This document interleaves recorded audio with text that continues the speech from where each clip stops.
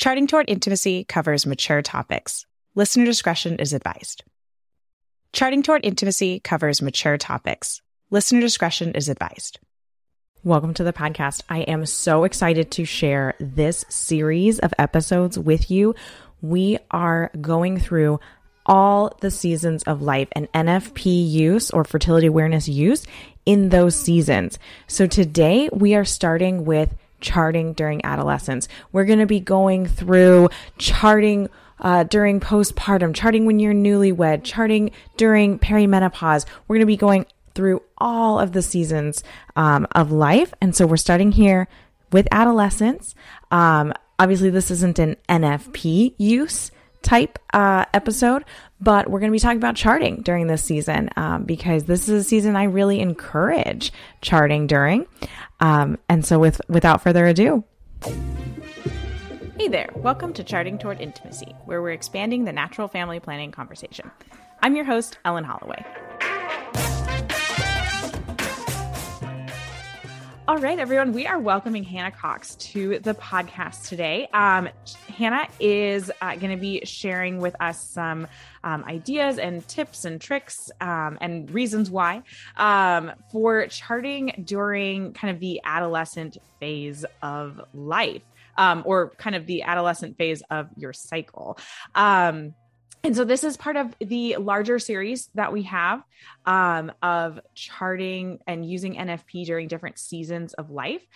In this podcast episode, we're going to be using the terms charting and fertility awareness because NFP does not apply because this is charting during a season when you're definitely not married. Well, I hope not. That's like really, really young. And so, so normally on the podcast, we use the term NFP, but we're going to be using fertility awareness and charting because that is what applies to this season of life. NFP, as we define it on this podcast, is the use of a fertility awareness-based method alongside prayer and discernment with your spouse.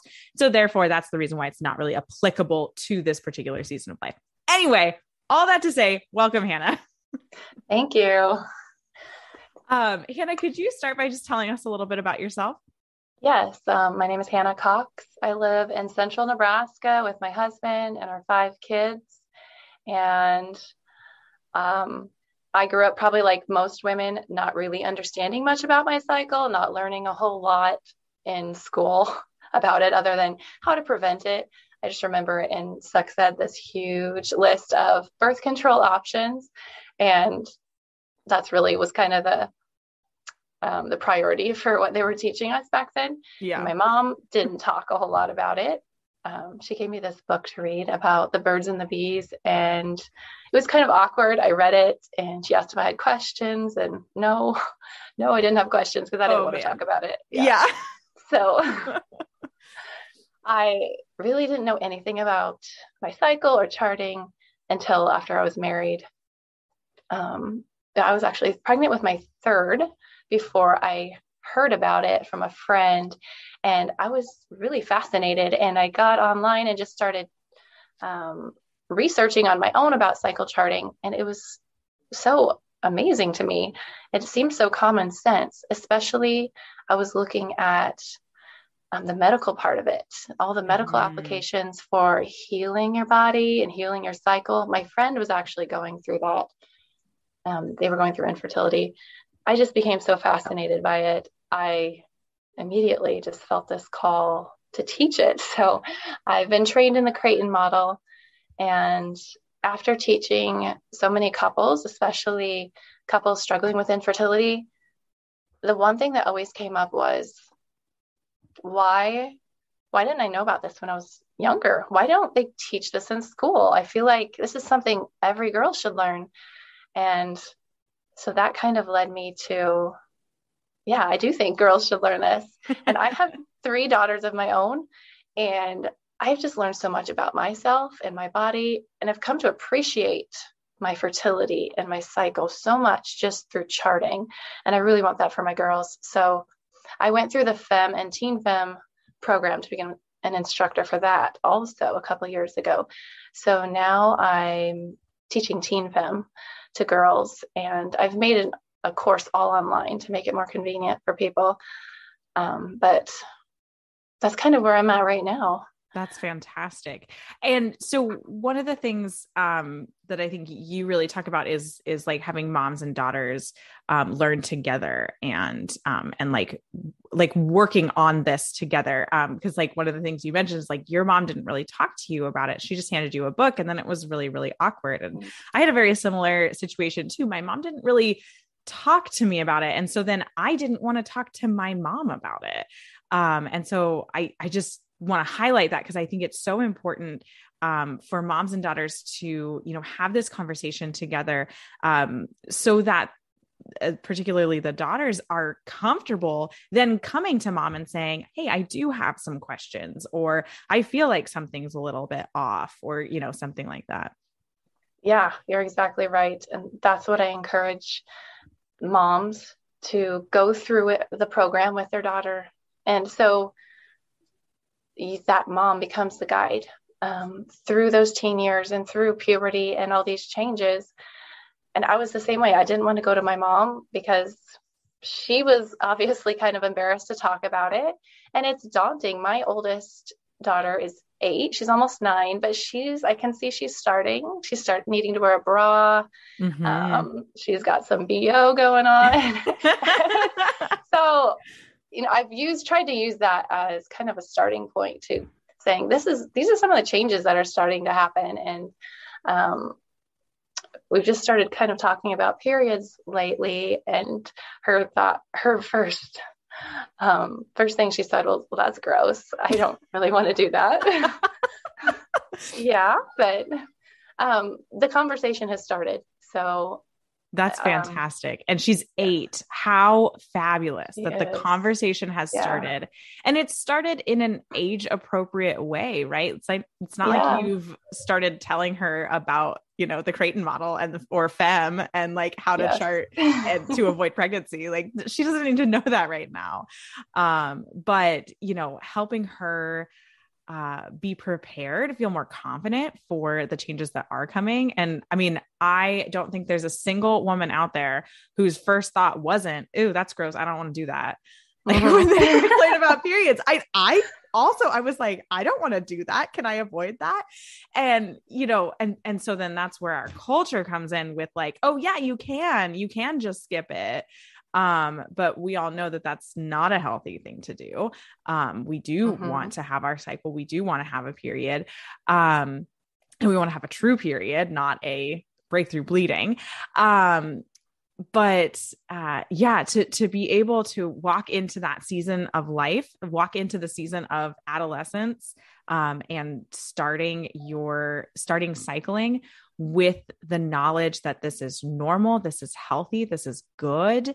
And being prepared with the tools to be able to, start some initial charting type things. And we'll get into this. I'm starting to go off on a bit of a tangent, but let's first just kind of define what we're talking about when we mean adolescence, because I think there's sort of two things that might come to mind, adolescence in the terms of like, oh, someone who's like 10 to 13 years old, or like maybe 9 to 13 or something like that. So we're not really talking about age per se on this podcast episode. We're more talking about the period of time when, a young woman or kind of girl, whatever you want to call them at that age, gets her first period, gets her first cycle. And that period of time that it takes for that cycle to regulate. It is very normal for the first several years of cycling to be totally out of whack. And that is something that I think as a culture, we don't know very much. Which is really unfortunate. Yes. Do you want to speak to that? I feel like you're like, showing me at the bit. You're like, I want to say something. I've had so many moms reach out and just asking, well, what's normal at this age? When should she start? I've had moms say, well, my daughter's 16 and she hasn't started yet. I've had other moms tell me we should go see a doctor because this isn't normal. But I was able to tell her, girls can start as old as 16, and looking at what other things have started to happen in puberty. It starts with, breast developing, and then pubic hair. And then you start, having the BO and acne and some of this other stuff. If she's got signs that the other puberty has started, then it's kind of a timeline there for when her period should start. And then sure enough, her period started. You're at 16 and everything's okay. But yeah, those first few years after your first period, girls' cycles are not going to be normal. And it's okay. It's your body is just starting to communicate, your brain and your ovaries are starting to communicate, and it takes a little time. So no, you don't need to go to the doctor. You don't need to, take their recommendations to get on birth control to regulate anything. That's the last thing we need to do. Usually, girls just need time for things to regulate. And right. Just knowing that can ease everyone's mind. It's your body, learning something completely new. Like think about a baby who learns to walk. Like they don't just stand up one day and start walking. There's usually kind of this process of kind of pulling themselves up and then they might walk a little bit holding on to something. And then they might take their first one step and then they might take 3 steps in a row, but then they might go back to holding on to everything and walking and not take steps on their own. And, so it's this process of learning. And that's the same thing our body is doing. Like a young girl might experience like 3 cycles in a row that are, maybe about 25 days long. And that's pretty typical. And then all of a sudden she doesn't get a period for like 3 months. That's okay. Like your body's is figuring it out and it's ebbing and flowing. And I think the biggest thing to say is you don't need to get on birth control to regulate your cycles, because it's not going to regulate your cycles at all. Yes. So it is important for moms to know what's normal, to be able to help their daughters through that. In the same breath, there are a lot of girls who have cycle issues and hormone issues that do need help. They do need some medical help. So kind of knowing when that irregular cycle is too much, or when that cramping is too much, or when the bleeding is too heavy, is really important to know when you need to get your daughter some help. Right. Also. That's such a good point, is that, so we're saying, all these things are normal, but there are things that aren't normal. Can you speak to a couple of those things, like some of the biggest red flags that might be like something you would want to look into? First of all, with your period, if the bleeding is lasting more than 7 days, or if it's too heavy, I would have to look. There's some guidelines on how heavy is too much, especially if you're getting like you feel like you're getting dizzy, you're getting headaches during your period, that's probably low iron. It's just too much. So if the bleeding's too heavy, or if the cramping, if there's cramping and pain that's really disrupting your normal life, disrupting, what you want to do in your life, that's day to day, that's too much. Or PMS, mood swings and all those symptoms that can happen before your period. If it's more than 3 days worth before your period starts, that's too much. And so charting can really help girls to see how their cycle actually is, actually get it out on a chart, on a piece of paper, and see what her cycle looks like. How many days of bleeding do I have? How heavy is it? Do I see signs of ovulation? How long is my luteal phase? And then I always encourage girls to chart their emotions and any symptoms they're feeling on their chart, so they can go back and see, I had a whole week worth of feeling moody and depressed. Well, that's probably too much. Yeah. It gives the girls a lot of awareness for what's going on in their body. Absolutely. Yeah. Oh my gosh. I wish that I had been taught to chart, even just some basic fundamentals, when I was, in junior high school. I don't exactly remember when I got my period, but at whatever point that was, it just would have been great to be able to see what was going on and even have a little bit of anticipation of like, okay, this is, I'm probably going to get my period next week. And, and then I can kind of know like, okay, well, I thought maybe I was going to get my period this week, but, okay, maybe this is a longer cycle. But if I was charting signs of fertility, then I would know, what was normal, what was not. And so I just think how empowering for young girls to be able to have that that in their back pocket. So let's talk about we've already kind of mentioned some of them, but what are some of the most difficult aspects of charting during this season? First of all, sometimes the girls may just not be real interested in it. If their friends aren't doing anything like this, and it's kind of hard to talk about periods and all this, some girls just may not be real interested.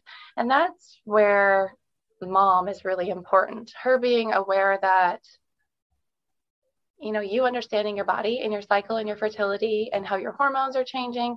This is really important. And I want you to learn this. Even if she's just learning the basics, like you talked, that how her hormones are changing, that she's going to see mucus, closer to ovulation, and that those hormone changes are really going to affect her mood and her energy and all these things. Having a basic understanding of that is so empowering and will really give her a head start in the future, when she's a woman, when she's married, or maybe she's looking for a method of avoiding pregnancy. Just knowing that option is out there, because I had no idea, even though I grew up Catholic, I didn't know anything about it. And I really didn't understand why, birth control was bad. Agreed. So, I have like the same exact experience. Yes. Oh my gosh, that's terrible.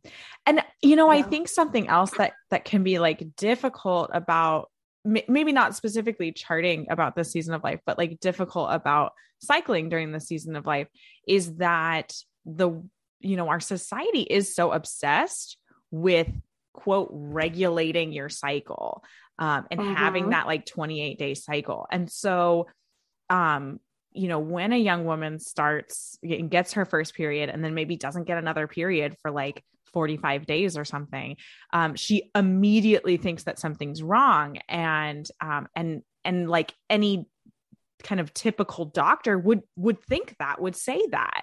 And so I think that's a really difficult aspect of this period of time, just because society doesn't understand that there is this like learning process amount of time for your body to go through, and that's completely normal and it's completely okay. Yeah. Yeah, absolutely. In our societies, it's kind of a taboo subject. So, if mom's not talking about it, she's going to learn from her friends and the internet and whatever her teacher and, health class tells her. So that's why it's so important for mom and dad to just be there and start that conversation so that she can feel comfortable coming to them with questions and, really seeing her mom or her parents as her guide and, the one that can really help her through this. Absolutely. So, I think that's so key. So, one of the things that you mentioned is like, just young girls, like not being all that interested, in charting. And so I wanted to know, what are kind of some tips or suggestions that you have, maybe for moms with daughters that aren't super interested in this aspect of their body. And, like, how do you encourage them or, share that information when they want nothing to do with it? Yeah. And I should add, it can seem, the girls at first can think, this is kind of weird, I'm not sure I want to do this. But then often once they do start learning about all of this, learning about her cycle and her hormones, and actually charting and tracking her own cycle, then it becomes much more relevant to them and much more interesting, because they're suddenly learning so much about themselves. It's not just learning something abstract. They're actually observing their own body and learning about their own cycle and their own hormones and mood and all of that. So really just getting them started is a big part of it, and help her find what her own motivation for charting is. I talk about this with the older, adult women that I teach, but also it's just as important for teens. What is your motivation for charting? Is it, do you want to get medical help for, that heavy bleeding or cramping that you're having? Or do you just want to know when your period's going to start each cycle? That's a big thing. They've actually done studies, or I've heard of studies where by the third cycle of charting, girls are suddenly like so empowered by like being able to predict when their period starts, and then it actually starts when they expect it to. And it's eye-opening and it's empowering for them. And they're suddenly like owning it. Like, yeah, I can do this. This makes sense. And like, I understand myself now. And there's just so much confidence that comes with that. I am honestly getting chills with you saying that, because I'm thinking back to myself in high school when my period would legitimately surprise me, and it would be embarrassing if I was in a situation where I didn't have the appropriate products that I needed, or, had to ask a friend or, something like that, or had to like step out of class in the middle of class because I was like, oh shoot, Yes. Had I had the tools at my disposal that I do now, to be able to really predict with very high confidence, within a couple of days when my period would start, that would have been so incredibly helpful for me as a teen. I wouldn't have felt so embarrassed about my period and my cycle. I just would have felt so much more confident in having that knowledge and being able to predict that. And also you just kind of, I feel like sometimes I feel like a total boss when I'm like, I'm pretty sure my period's going to start on Monday, and then it starts on Monday. I'm like, yeah, amazing. Yeah, you're totally right. One other thing you can do to help your girls is just kind of let them do it at their own pace. Some girls want to be super diligent about, making observations and charting. Other girls, maybe they want to do it just a little more loosely and maybe check once a day, or, so it's okay. Don't push them to the point where they're going to resent it or be tired of it. Kind of let them do it at their own pace. Just introducing them to the charting, and so that they can begin to notice their body and understand what's going on. That's a huge head start for them. Absolutely. Well, and I've even heard from other, women who kind of work in the same space that you do, of just empowering like teens and young adults to chart, is starting with just period tracking, just starting with that aspect. And then, after a couple of cycles, then taking another step and then saying, okay, well, now why don't you chart your mood every day as well? And then, okay, well, now why don't you, keep an eye on when you're going to the bathroom. And if you see mucus, make a little note, and just like taking those little baby steps. Because again, at this point in their life, it's for knowledge. They're not actively trying to avoid pregnancy. And so, they don't have to be charting with the diligence, that, someone who's trying to avoid would need to be charting with. And so you can take those little baby steps. And so I just think that's such a great idea. Yeah, absolutely. Any other tips, or actually a secondary question to this, is what kind of tips do you have for moms to like start the conversation? You already sort of mentioned how you've started it with your daughter, but can you just kind of lay those out for us a little bit? Yeah. I really encourage starting when they're young, even, toddlers. And one thing you can do just really simply is just don't try so hard to hide your own periods. Kids are really curious, and if they follow you into the bathroom and they're asking questions, it's okay to just explain yeah, mommy bleeds for a little bit each month and I'm not hurt, and it's normal for mommies. And it just kind of opens it up as, oh, okay, that's normal. It's okay. And, if they ask questions, just answer honestly. My kids, when I was pregnant with my last baby, they're asking questions about, how does the baby get out and about nursing. And it's okay to just be kind of honest and use real terms and start to explain some of that. So it's not so strange for them when they get older and start hearing about this. Absolutely. Well, and I think when we straight out use the real terms, then it doesn't become this taboo topic. I think many of us as moms, I would say like all moms, would want their daughters to come to them when they have questions about sex and about their cycles and about things like that. And so if we can start at a young age, just being like, look, this is a part of life.